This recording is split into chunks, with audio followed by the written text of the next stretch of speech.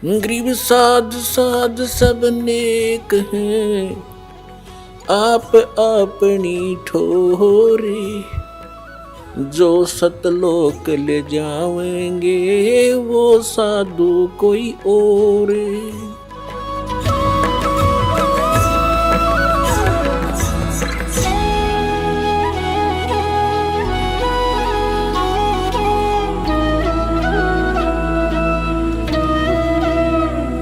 गीता जी अध्याय नंबर 16 के श्लोक नंबर 23 और 24 में कति कंसेप्ट क्लियर कर दिया।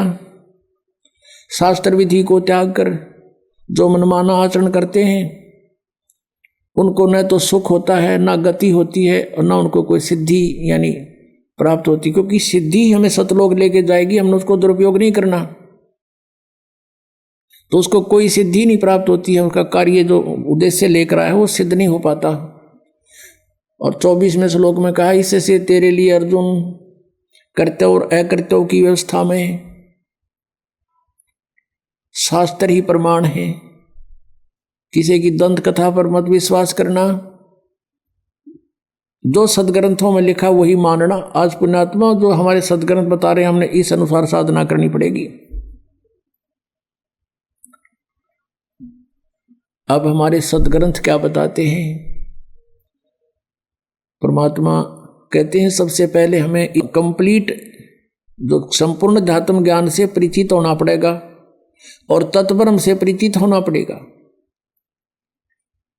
वो कौन है, कैसा है और कहाँ रहता है। ऋग्वेद मंडल नंबर 9 सूक्त नंबर 86 के मंत्र 26-27 में, ऋग्वेद मंडल नंबर 9 सूक्त 82 के मंत्र 1, 2, 3 में, ऋग्वेद मंडल नंबर 9 सूक्त 96 के मंत्र 16 से लेकर 20 तक, और भी अनेक स्थानों पर ऋग्वेद मंडल नंबर 9 सूक्त नंबर 1 और मंत्र नंबर 8, 9 में ये स्पष्ट किया हुआ परमात्मा कैसी लीला करता है।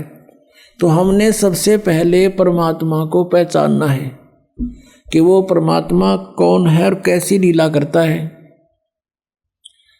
आज से 600 वर्ष पहले परमेश्वर कबीर देव जी वो परम अक्षर ब्रह्म, जैसा कि वो 3 सतिथि से अपनी लीला करता है, उनमें से जो एक लीला का जो उनका वे है, तरीका है, एक बालक रूप धारण करके प्रकट होते हैं।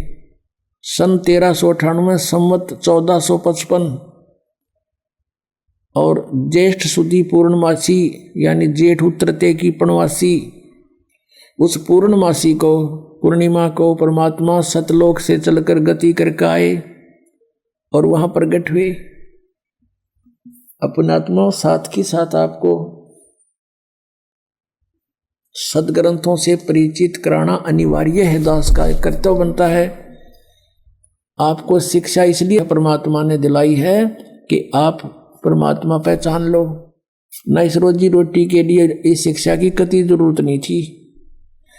पहले हमारे पूर्वज थे अपना सिंपल वे से कच्ची झोपड़ी डालकर मकानों में गुजारा करते थे। 20-20, 10-10 पीढ़ी ऐसे पार होगी, निकल गए यहाँ से कब टाइम पास करके। और जब से ये शिक्षा मिली है हमें, इस भौतिक सुख तो गणा दिखा पर दुख टेंशन बिना गिनती की होगी। अब इसको देना अनिवार्य था, नहीं पहले परमात्मा ने ये विष आपके ऊपर नहीं आने दिया। अब इसलिए ये शिक्षा आपको इसको बहुत अच्छा मानते हैं, लेकिन अच्छा ये इस दृष्टिकोण से तो अच्छा है कि हम भगवान पहचान लेंगे अब बस, और बाकी डॉक्टर बन गए, इंजीनियर बन गए हैं, और कोई IAS IPS बन गए। ये तो पेट का रोड़ा सारा, इसके लिए इसकी जरूरत हमने नहीं थी। अपना 2 रोटी चाहिए थी आराम से, और सिंपल वे से रहता वो जीव सुखी है। इन कोई भी सुखी नहीं प्राणी, चाहे कितना या बड़ा अफसर हो, अधिकारी हो, चाहे मंत्री हो, चाहे मुख्यमंत्री हो, वो सुख नाम की चीज नहीं उनके पास, क्योंकि हमें पता नहीं। परमात्मा ने हमें बताया कि 21 ब्रह्मांड में सुख नाम की चीज नहीं है, कभी भूल लाग रही हो तुम्हारे। लेकिन ये शिक्षा जो मिली है इसका उद्देश्य ये है कि हम भगवान पहचान लेंगे, अपना पीछा छुटवा लेंगे और वहां चले जाओगे जहां जरा और मरण नहीं होता, वहां वृद्ध अवस्था नहीं होती, वहां पर मृत्यु नहीं होती, तो फिर हम वही ना रहेंगे, यहाँ क्या करेंगे? यहाँ जो कितना सुखी है आपके पास, बच्चे भी हैं, संतान अच्छी है आपकी, और खूब यहाँ संसारिक भौतिक सुख भी है। कल मृत्यु हो जा, भक्ति बिना अगले दिन गधा बन गया, बता चाट उस ठाठ ने तो छोड़ के चला गया, क्या काम आया आपके? तो परमात्मा कहते हैं हम जब मृत्यु तो होगी होगी, ये परिवार भी आपके साथ नहीं जाएगा, ठीक है, इसमें रहते हुए बच्चों को भी इस मार्ग पर लगाओ, इसी सीढ़ी पर चढ़ा दे उनको भी, और आशा करे कि दोबारा यहाँ नहीं आएंगे। हे भगवान, सपने में भी नहीं सोचा फिर जन्म हो मेरा आया, फिर जन्म हो गया, या दुर्गति फिर शुरू है जो ई सफ़र कर रहे हो आप, ना जाने कब ये पूरा हो जा, कब छोड़ के जाना पड़ जा। ऐसे कैर में हम रह रहे हैं, हरकत कति निश्चिंत ठाठ बना रहे हैं, नाचे कूदे भंगड़े पावे ऐसे गंदे लोक में, और नाचन कूदन का गाने सुने, फिल्म देखे, ये कैसी रुचि बन जाती है आप लोगों की? फिर आपका छींट नहीं लाग रही इस ज्ञान की, आपने समझा नहीं इस परमात्मा क्या कहने आए थे हमारे लिए, तुम कहाँ पड़े हो और निकलो यहाँ से। फिर हमारा छींट नहीं लगी अभी, हमारे गहराई से जख्म बनना चाहिए अंदर शरीर में, आत्मा में, कि हम कहाँ रह रहे हैं। नानक साहब जी से पूछा था कि आप यहाँ हमेशा मायूस से रहते हो, तब उन्होंने कहा था भाई मायूस क्यों ना रहे, ना जाने यहाँ के बिजली पड़ जाए 1 मिनट में, ना जाने काल की कर डारे किस भी डर जा पासावे, और जिनाते सरते मौत खुड़कती उनानू केड़ा हंसावे। एक विवाह हुआ, विवाह की तैयारी थी, लड़के वाले नाचे कूदन डीजे ला रखे, बहुत मस्ता रखा। अगले दिन बारात जावे थी, 20 किलोमीटर गए थे अपने शहर से, वहाँ दुर्घटना होगी, दूल्हा भी मर गया और 5 और मर गए। पहले दिन तक डीजे बाजे नाचे थे, अगले दिन समाचार पेपरों में उनकी रोते हुए बिलखते हुए की चित्र देख के आत्मा रो रही थी कि भगवान, हे परमात्मा, बड़ी आँख खोल लिया आपने हमारी।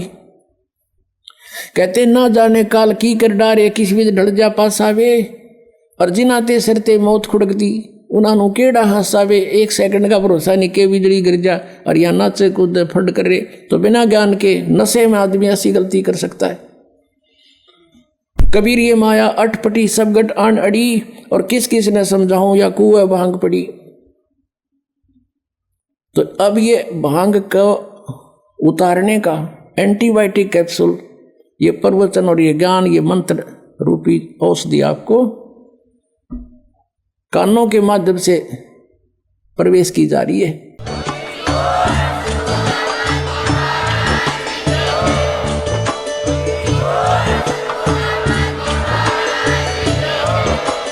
आप सुन रहे थे जगत गुरु तत्वदर्शी संत रामपाल जी महाराज जी के मंगल प्रवचन। अधिक जानकारी के लिए विजिट कीजिए हमारी वेबसाइट www.jagatgururampalji.org। संत रामपाल जी महाराज जी के शुभ आशीर्वाद से पूरे विश्व भर में 500 से भी ज्यादा नाम दीक्षा केंद्र हैं, जिन पर संत रामपाल जी महाराज जी द्वारा ऑनलाइन निशुल्क नाम दीक्षा दी जा रही है। अपने नजदीकी नाम दीक्षा केंद्र का पता करने के लिए संपर्क करें 8222880541।